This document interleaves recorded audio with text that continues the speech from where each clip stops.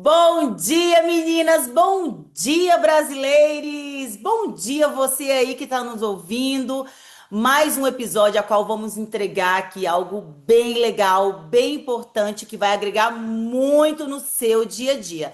Principalmente você que hoje mora aqui nos Estados Unidos. E antes de nós começarmos a nossa gravação, você que ainda não nos segue na nossa página, vai lá agora no Spotify, no YouTube, no Instagram e siga, ó, clica, clica, clica. E não só isso, compartilhe com mais 10 e mais 10 pessoas. Não é isso mesmo, Pampam? Bom dia, Pampam. Bom dia, Lu! Bom dia, bom dia, bom dia, bom dia, brasileiros! Começando mais um podcast para vocês, trazido com muito amor e carinho nesses nossos corações de hoje. Nossa convidada, Luciana Calisto. Good Hoje, morning, bom dia!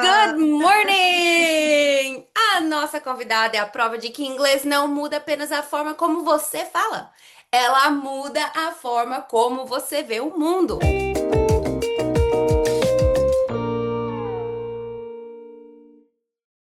A Luciana Bora. Calisto começou a dar aulas de inglês aos 16 anos e construiu uma trajetória incrível através de educação, impactando centenas de alunos no Brasil e nos Estados Unidos.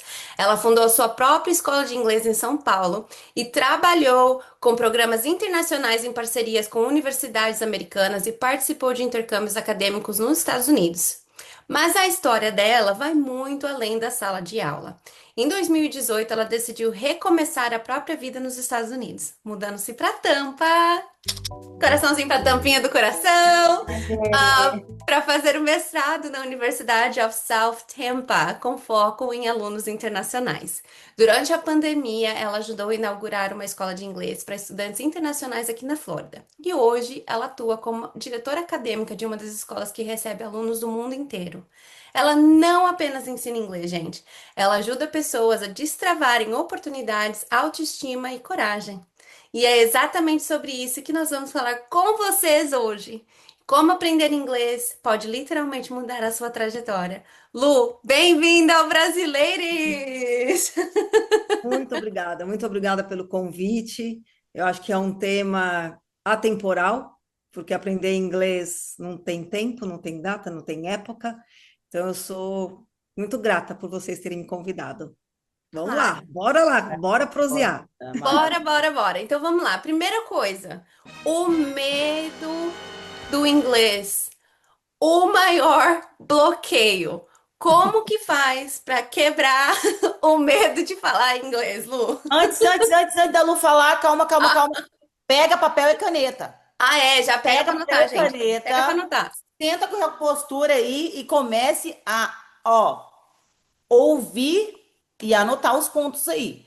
E lembrando que depois da Lu fazer a melhor entrega dela, que eu tenho certeza, vocês podem tirar suas dúvidas também com ela, porque a gente vai deixar toda a rede social dela aqui, tá? É isso, Sim, sim, papai? Então sim. pega papel e caneta. Vambora. Opa! Então vai, Lulu, conta pra gente. O que que você acha? Como que a gente sai desse medo de falar de inglês? De falar em inglês, Em né? inglês. Então, eu vou começar com a minha própria experiência, Ok. tá? Eu comecei a estudar inglês, não sei se a nossa audiência, né, de repente lembra, mas eu comecei a estudar inglês na escola Fisk. Fisk, inglês e espanhol é Fisk, né? Aham. Aos 13 anos de idade, né? Por incentivo da minha mãe. E naquela época, a gente estudava com repetição, com tradução. Dificilmente um professor de inglês no Brasil tinha a fluência para levar uma aula de inglês inteiramente, 100%, entregar uma aula de inglês em inglês. Então, era muita tradução. Então, o que que a gente, nós brasileiros, desenvolvemos com o aprendizado do inglês? Tradução. E, infelizmente, isso ajuda, mas, ao mesmo tempo, te trava, porque você fica dependente daquilo, né? Então, eu comecei a estudar inglês, era tradução, eu estudei 4 anos. O último nível que se chamava Speak Up, alguma coisa assim, que agora até me deu branco. Mas era um livro que era pura gramática e a gente tentava usar a gramática para falar. Quando eu acabei esse curso, aí o meu sonho virou frustração. E hoje, eu acredito que os brasileiros que estão aqui nos Estados Unidos vivenciaram ou vivem ainda isso. Eu tinha a gramática, eu tinha toda a estrutura de vocabulário, mas eu não conseguia me comunicar. E aí o que aconteceu? Eu vim para a Disney, então foi do sonho para a frustração, porque eu fiquei 15 dias aqui nos Estados Unidos, me comunicando pobremente, vamos dizer assim. Eu não conseguia entender o que os americanos falavam, eu não conseguia entender. A gente está naquele carrinho da Disney e o motorista já está falando ali com você e eu não conseguia. Então eu tentava me comunicar, mas ao mesmo tempo eu falava: meu Deus, eu não tenho essa habilidade. Essa habilidade ficou um buraco ali no meu aprendizado de 4 anos, né? Então, mas na época era esse tipo de aula que a gente tinha. Então, o que que aconteceu? Quando eu voltei dos Estados Unidos, eu procurei uma professora particular, porque naquele momento eu não tinha a necessidade de estudar gramática de novo, de estudar todo o vocabulário. É lógico, vocabulário você vai aprender todo dia, mas eu tinha que ter alguém para despertar o meu listening e speaking. Então, eu conseguia fazer algumas compras, por exemplo, eu conseguia pedir uma comida no restaurante, mas eu não conseguia explorar aquilo que eu poderia ter explorado. Por quê? Porque eu não tinha essa habilidade. Então, hoje, né, a gente tem outros métodos, nós vamos falar disso, mas pensa bem, o primeiro dia que você chegou aqui, você vai, eu vou comer um Big Mac. Eu vou no McDonald's, porque McDonald's tem no Brasil. Eu conheço o lanche, certo? Mas o que que acontece quando você chega no McDonald's, pam, pam, Aline, você vai pedir um number one, meal number one. O que acontece? Que o vendedor ali fala? É para cá? Você vai comer aqui ou você vai levar? Qual o molho? Qual o tamanho? Você recebe tantas perguntas de volta que você paralisa. Verdade. É bem isso mesmo. É verdade, é isso mesmo. Continua, Lu, Você continua. paralisa. Então, eu acredito que o potinho que eu falo, que é o potinho do aprendizado, para tudo, né? Uhum. Tem várias vertentes. Então, eu tinha alunos, por exemplo, lá no Brasil, que falavam assim: eu quero aula de conversação. Aí você avaliava o nível do professor, do professor do aluno, ele não conseguia comunicar, ele não tinha a estrutura gramatical, ele não tinha vocabulário, e aí a conversação virava chunks, assim, virava palavras soltas, eu Cortado. comer McDonald's, né? Eu gostar de salada. Então, assim, um gringo falando português, né? Então, eu acho que a gente precisa avaliar os nossos objetivos, mas o aprendizado é maravilhoso para aquele que se entrega, né? Sim, eu concordo. Lu, muito bacana esse exemplo que você deu, e a primeira experiência é a que fica mesmo, né? Eu, particularmente, eu não comi no aeroporto como muitas das pessoas fazem de imediato, principalmente quem chega pela manhã, né, quer experimentar o famoso café americano. A pergunta que eu quero dizer é o seguinte, que eu quero fazer a você. No dia a dia, na correria do dia a dia, porque é o que você falou algo muito importante que a gente entende, mas não fala. Mas na correria do dia a dia, assim, todo mundo aqui vive nessa correria. A palavra é correria, correria, correria. Tem como aprender o inglês?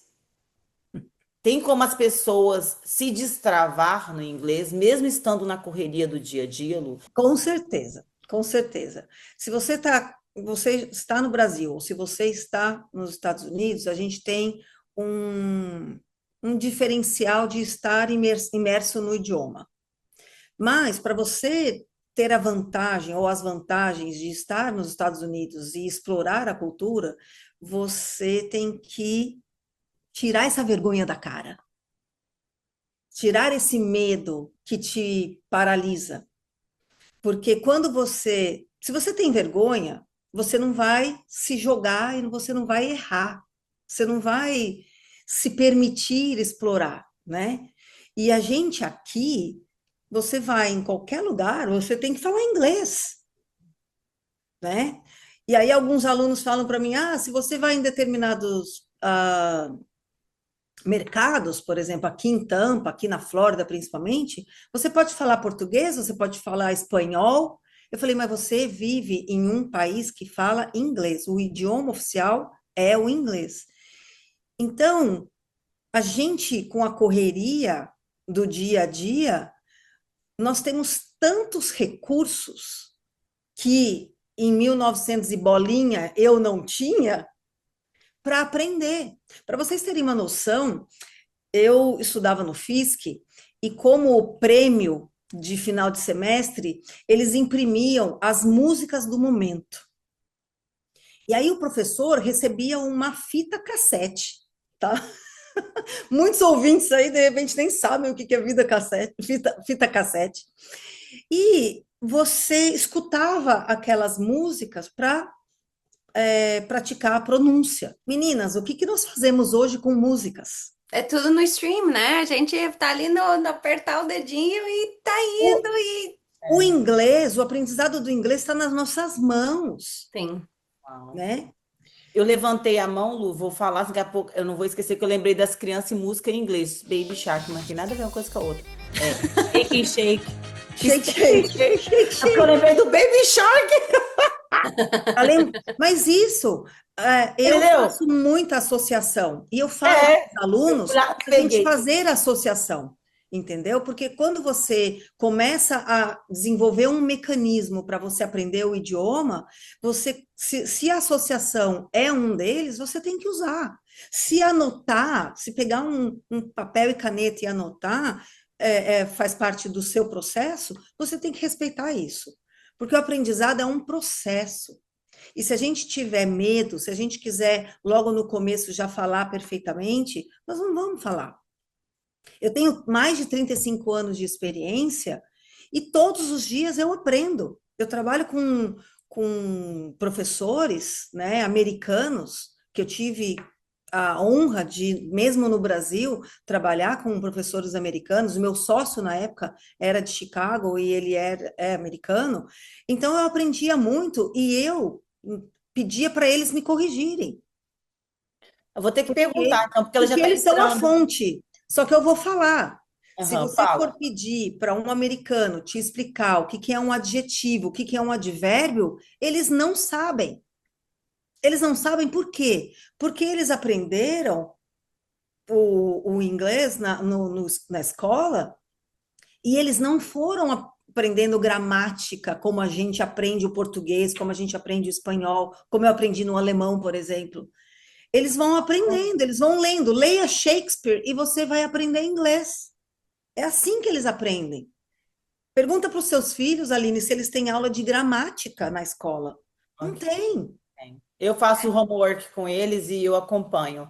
Não tem mesmo, não não tem. tem. Ô, Lu, você está entregando e eu preciso falar porque você está entrando num ponto muito importante agora. E a pergunta é: quando foi que você percebeu que você falou assim, eu consigo? Quando foi? Não vou falar que foi estralar de dedo, porque não é no estralar de dedo, né? Não, A não. verdade é essa. Quando foi que você percebeu? Eu consigo. Olha, foi depois de um tempo, viu? Porque a gente está falando de vergonha, a gente está falando de perfeccionismo, e eu sou uma delas. Quando eu estudava inglês no FISC, o meu irmão mais velho fazia comigo. Então, irmão mais velho, você tem aquela, né? E ele, o meu irmão, era assim: ouviu, falou, ouviu, falou, ouviu, falou. E a Lu aqui tinha que ouvir, treinar, praticar, traduzir, memorizar e depois falar. Quando ele saiu ele vai ficar bravo comigo, eu acho. Quando ele, quando ele Entrega saiu, tudo, fala! quando ele saiu da minha turma, porque daí a gente mudou de horário de colégio, eu continuei estudando à tarde e ele teve que estudar à noite. Pronto. Acho que ele era a minha vergonha, o meu bloqueio. Eu não queria errar perto dele, tá? E aí eu comecei a desenvolver um pouco mais rápido, né? Mas lembrando que o método ainda era gramática, tá? Então, quando eu voltei daqui dos Estados Unidos, um pouco frustrada, feliz porque vi Mickey, blá, blá, mas eu voltei frustrada porque foi um investimento que meus pais fizeram em mim e eu não consegui aplicar, né? Foi culpa deles? Foi culpa minha? Não, foi culpa do método que era na época, né? Tanto é que era FISC, que era mais gramática, mais acadêmico, ou CCAA, que era só conversação.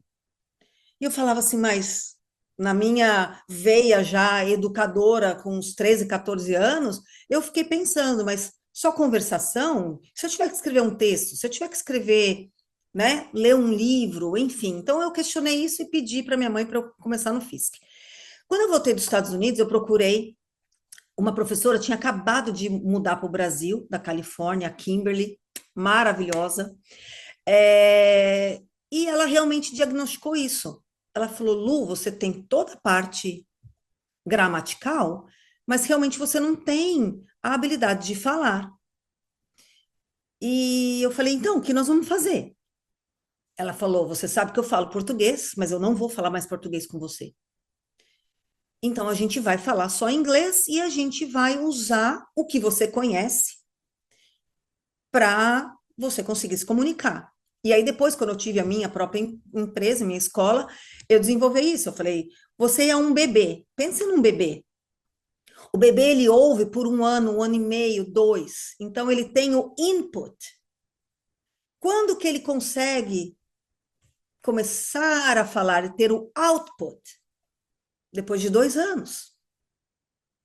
E aí, nós, adultos, queremos, na primeira semana, já assistir Diabo Vs Prada sem legenda, né? Mas você tem que respeitar o processo. Então, com essas aulas particulares, porque tinham que ser aulas que fossem utilizar aquilo que eu já tinha, para fazer com que uma habilidade fosse trabalhada. E aí, eu comecei a fazer letras, português e inglês. A professora, no primeiro dia de aula de literatura americana, só falava inglês. E aí? Metade da turma desistiu. E isso é comum. Porque você não quer tentar, você não quer explorar, né? E aí, depois de alguns anos, aí me formei no inglês, estava com inglês, né? Letras português e inglês, estava com inglês fluente. E eu falei, e agora? O que eu vou fazer? O que eu vou. Qual o caminho que eu vou tomar com um inglês fluente? Porque quando eu saí de dar aula no FISC, enquanto eu estava fazendo faculdade, eu montei meu próprio método. Então, eu escrevia, isso é interessantíssimo, porque até hoje meus alunos têm as apostilas de 1900 e bolinha que eu dava aula para eles. O que eu fazia? Durante o final de semana, eu pegava alguns livros na época das publicações, né, que tinham no Brasil.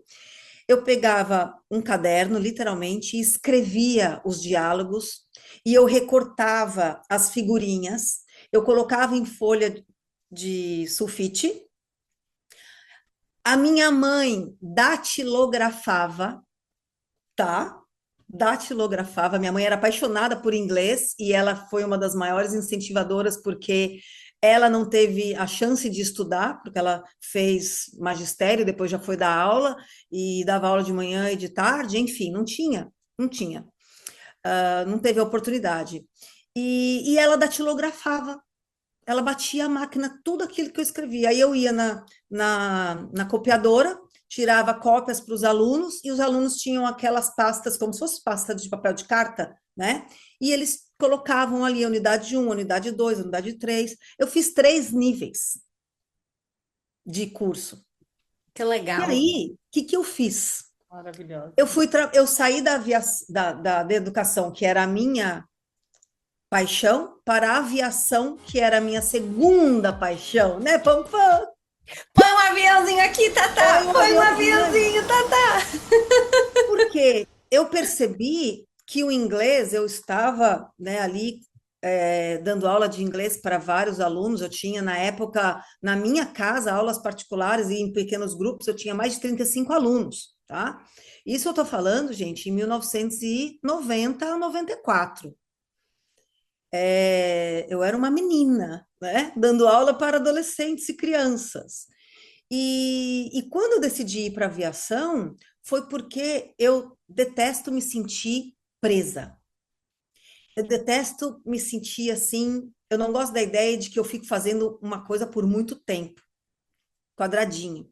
E aí eu vi que na aviação eu ia ter o mundo nas minhas mãos, nos meus pés, né? Nas minhas Das suas turbinas, asinhas. nas minhas asinhas, nas minhas turbinas.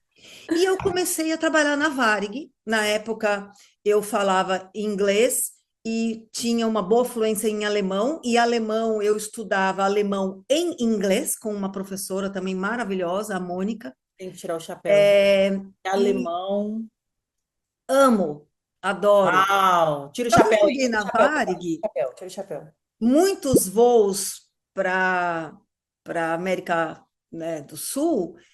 E eu comecei a me perguntar se eu não tinha que estudar espanhol.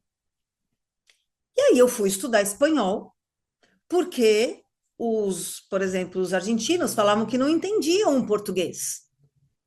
Eu falava, e eu lembro uma situação que eu falava, compreende sim, porque se eu te compreendo, você me compreende. Vai falar isso para um americano. Compreende sim, Uhum. né? Então eu fui para aviação. Fiquei 6 anos na Varig, saudosa Varig. Fiz muitos amigos. E aí eu conheci uma outra amiga que ela tinha feito high school aqui nos Estados Unidos. E um belo dia eu estava lá me preparando para ir para o aeroporto, já não feliz em fazer a mesma coisa, apesar que a aviação nunca é a mesma coisa, mas a minha função era a mesma. Eu era Red Cap, era coordenadora de chegadas e partidas de avião.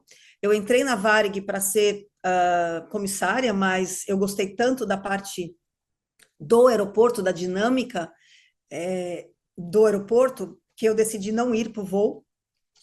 Então, eu usufruía de tudo ali que eu podia, e eu acho que foi aonde o meu clique de liderança e de confiança e do idioma inglês fazer o diferencial. Olha quantos anos Sim, demorou, né? Porque naquela época a gente não tinha os recursos de hoje. Hoje o, o aprendizado para tudo está muito mais dinâmico, muito mais rápido. E aí, trabalhando na Varg, eu viajei para vários lugares, e cada vez que eu viajava para um lugar, eu aprendia muita coisa, pagava alguns micos, né? Porque você é fluente, mas não é, né? Mas tinha Às as vezes eu falava, não sou experiências, né? fluente na língua. Mas tinha as experiências, tinha um Esse é uma... significado, né? Exatamente. E Uau! você viajar para um país que só fala inglês, né? Porque eu vim para Flórida em 89.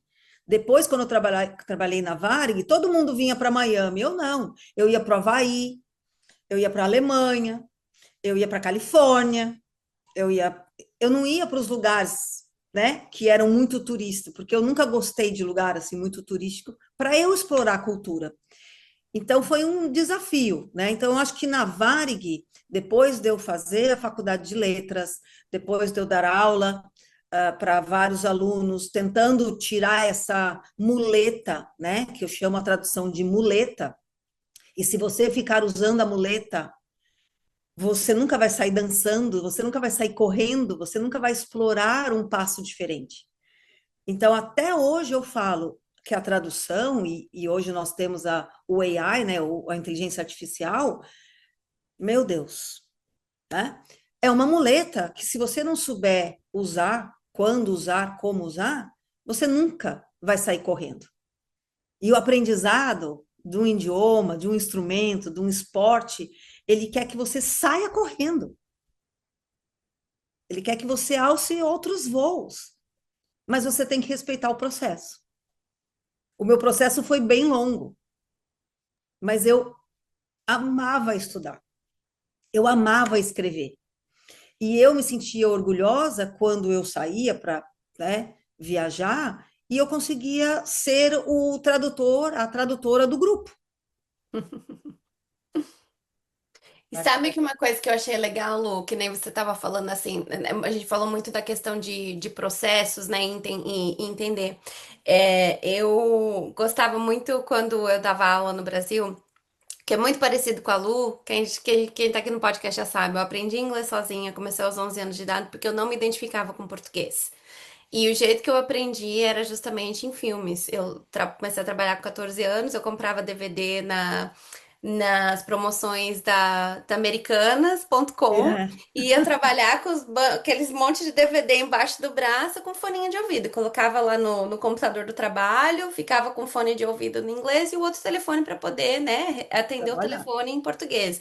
Então, meu cérebro ficava o dia inteiro imerso no inglês ali, porque, que nem você falou, a gente vai pelo repeteco, né?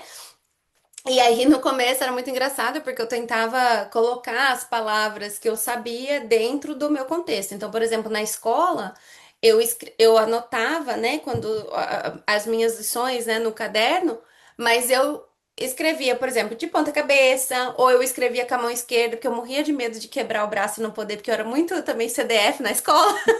Eu morria de medo de cair, quebrar o braço e não saber escrever. Então eu aprendi a ser ambidestra, e isso foi ajudando o meu cérebro a processar a informação de formas diferentes, né?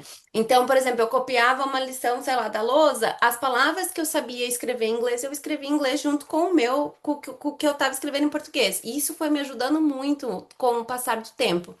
E aí eu também, muito parecida com você, não tinha como pagar um intercâmbio para mim, né? Eu não tinha como condições de pagar um intercâmbio, uma escola de inglês nem nada, mas eu entrei para aviação justamente porque eu falei assim, eu vou tentar entrar em alguma coisa que de fato me dê essa exposição que eu preciso para eu entender vocabulários diferentes, coisas diferentes e tal. E aí até teve um episódio lá que a gente contou a história que eu meio que fui chamada a atenção no avião, né? Fui conversar com a minha manager, porque um senior, né, flight attendant, né, um comissário me falou uma coisa e eu na resposta, ao invés de eu falar pra ele, I didn't hear you, né, não te escutei, não te ouvi, eu falei, I didn't listen to you, que tipo, wow, como assim? Você, tipo, não me ouviu, né, não acatou as minhas ordens. Então, assim, coisas simples de que quem aprende sozinho, às vezes a gente não sabe, não entende o contexto.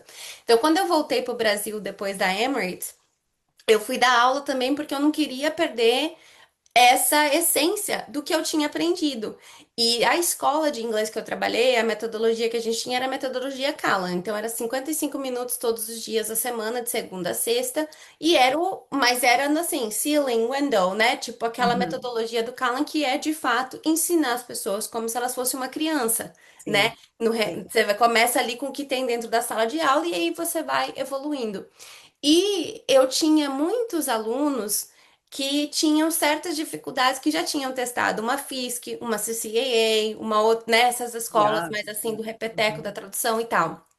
yeah. E eu lembro que muito dos alunos assim que me deram um feedback tão positivo foi porque eu adaptava as aulas. Então, mesmo que tinha né, o livro ali, a estrutura, tudo, por exemplo, eu tinha um engenheiro que não conseguia entender, porque o negócio dele era exatas, era número, era isso, aquilo, outro. Então, o que que eu fiz? Eu ensinava inglês como matemática. Então, se você for fazer uma frase negativa, que é o mais e que é o menos, a frase é menos, então é negativa. Então, assim, eu achava outras formas de encaixar, entender o que aquela pessoa, né, o Boa. processo da pessoa, como ela podia absorver a informação e transformar aquele ambiente da sala de aula para aqueles estudantes. E daí tinha uma outra aluna que já estava assim com 60 e poucos anos e o sonho dela era falar inglês. Então não adiantava eu explicar para ela o inglês mesmo que da apostila, da mesma forma que eu explicava para uma aluna adolescente. Então eu trazia o contexto dentro do dia a dia dela. E a gente fazia essa. E o feedback era muito legal, porque o pessoal falava: Nossa, você é muito versátil. Mas por quê? Porque eu aprendi sozinha, então eu adaptei aquilo também que o mundo estava me dando para as percepções de Pamela, pelo processo de Pamela, que era falar. Porque eu falava, meu, falando certo, falando errado, eu tenho que tentar falar, porque senão eu nunca vou aprender, né? E aí eu lembro que, como uma boa CDF, eu gostava muito que as pessoas me corrigiam, mas eu tinha uma raiva também de ter falar errado. Então eu queria muito falar certo, né? E Perfeccionismo. sem a exposição, a gente não tem. Então a gente tem que usar isso, né? Todas essas coisas, assim, tanto positiva quanto negativa, que às vezes atrapalha a gente ou nos deixa, né, desconfortáveis, e transformar isso, transmutar em uma coisa positiva, para que essa outra experiência, esse outro objetivo que você tem, de fato funcione. Então você tem que parar de brigar com o processo, né? É. Opa, eu sou vergonhosa. Então tá, o que que funciona para você? É ligar lá no, separar 30 minutos do seu dia, 15, 5, sei lá, e entrar no Spotify, escutar uma música que você gosta e ler a letrinha lá da música. Pode É. ser, né? Então você tem que achar outras formas. Eu achei super surreal isso daí, mas eu lembro de ensinar muito claramente para o meu aluno de engenharia. Então, essa frase negativa, se você vai usar o did e quer falar uma negativa, você tem que falar o did plus not. Então é o did mais o menos, que é uma frase negativa. Então, assim, trazer todo esse contexto Em era, que, em era que muito ano, mais divertido. ou menos, que foi quando você Isso foi em voltou? 2014. Então, foi antes de eu vir para os Estados Unidos, assim. Eu gostava muito, nossa, eu adorava, me identificava muito. Então, E tão interessante, meninas, porque hoje, como diretora acadêmica, essa semana, aliás, ontem a gente teve Professional Development para os professores, né, que a gente chama de PDD, então Professional Development Day. E isso que você fez com o seu aluno de engenharia e com a senhorzinha de 65 anos, eu fiz em 2000. Então, eu tinha 17 professores que davam aulas em multinacionais em São Paulo. Então, eles se espalhavam por São Paulo inteiro. Então, eles chegavam para dar aula particular ou no máximo para duas pessoas, e isso era um desafio para eles, porque os professores, quando eles são formados, né, eles também trazem na bagagem aquele método de tradução. Então, eles também tiveram que trabalhar nas muletas deles, né? E aí eu falava assim, exatamente, um aluno, eu fechava um contrato com um aluno, ele era diretor financeiro. Eu pegava, a gente tinha os livros que a gente tinha que dar, né? Então a gente usava os livros e o meu treinamento para os meus professores era exatamente isso. Você vai adaptar aquela unidade, aquela lição, aquele tópico para o que ele vai usar na vida real. Porque não adianta eu chegar lá e falar de, vamos dizer assim, de carros, né? De motor e com um diretor financeiro. De repente ele gosta até de carros, ele vai engajar, mas não é o que ele vai precisar para o dia a dia. Então eu comecei a mudar esse mindset dos professores de eu tenho que seguir a página um, a página 2, a página 3. Eu Uhum. tenho que dar e ontem eu falei exatamente isso para os professores. Eu falei, o livro é o guia, ele é o norte. Você sabe que o aluno aqui, principalmente, vai ter que fazer a prova, né? E aquele conteúdo tem que ser ensinado. Mas você pode, eu brinco com eles, tirem as cartas da criatividade, do diferente, e trabalham um did com um passado simples de formas diferentes. O que que você fez? Final de semana foi final de semana do Dia das Mães. Então vamos falar, usar o did, o passado, com a situação real. Então, você trazer, e aí isso era um desafio. Alguns professores não conseguiam, eu tinha que sentar e fazer um lesson plan, né? Fazer uma preparação das aulas, porque os alunos, os professores não conseguiam enxergar que a gente tinha que trabalhar as necessidades dos alunos, né? Então, você trabalhar um material existente em diferentes formas é uma artista, você é uma artista, né? E professor, principalmente quando a gente dava aula particular, a gente é professor, a gente é tutor, a gente é mentor, a gente é psicólogo, nós somos tudo, né? E Bacana. desde que o aluno falasse inglês, eu deixava ele contar sobre o final de semana dele, porque ele está se comunicando, né? Uau. Então, hoje, eu acho que a gente está falando de CDF, né, de perfeccionismo. O perfeccionismo realmente ele bloqueia o nosso aprendizado, né? Porque se você for ver nos livros, nós estamos falando de materiais. Ontem eu dei esse exemplo na nossa reunião. Então, você aprende inglês. Primeiro dia de inglês. Hi, how are you? I'm fine, thanks. And you? Fine, thanks. Quem nos Estados Unidos fala assim? É. Né? Você vai no Muito. Walmart, ele fala, hi, how are you? Se você falar fine, thanks, and you, ele vai falar de que planeta What? você veio. É. A gente fala good. Uhum. E good, eu estava falando ontem com os professores, good é um adjetivo, não é um advérbio. Então você deveria falar, até um outro professor falou assim, às vezes eu falo well e eu me sinto esquisita. Exatamente. Preciso falar isso. Eu falei para minha filha, por exemplo, eu estava respondendo, né? Eu faço CrossFit lá, é só americanos. E eles falam muito comigo, what's up? What's Yeah. up? Tipo, e aí? E eu sempre, eu comecei a falar, que eu tava tão enjoada de falar, good, I'm fine. Aí eu comecei a falar, I'm well, good, very good. Aí às vezes, aí minha filha, mãe, para de falar I'm well. Fala, para de falar well. Eu falei, "Ué, eu tô falando que eu tô bem. Eu tô cansada de falar good. Acho muito seco. Eu acho muito seco. Mas ela fala só good. Ela falou isso. Exato, Porque exato. tem o, né, é o coloquial, né? Assim, é o informal das coisas, né? E é muito aqui, Hey, how's it going? Hey, what's up? What's Né, up? what's É, up? E what's aí, up? E é fechado, né? É pra dentro que eles falam, what's up? na verdade também tem todo um contexto cultural, né? Quando eles falam esse tipo de coisa. É tipo, e aí? Mas assim, eles estão um pouco se lixando se você vai dar uma resposta ou não. É só pra dizer que eles foram educados. Então, assim, tem todo um contexto cultural também, que às vezes a gente vem tão formalzinho assim, né? De tipo, você tem que responder assim, assim, assado. Mas num contexto de dia a dia, isso daí, né, não faz muita Exato. diferença. Não Vai faz. fazer diferença, às vezes, quando você tá numa reunião de trabalho, uma entrevista de emprego, alguma coisa aí, beleza.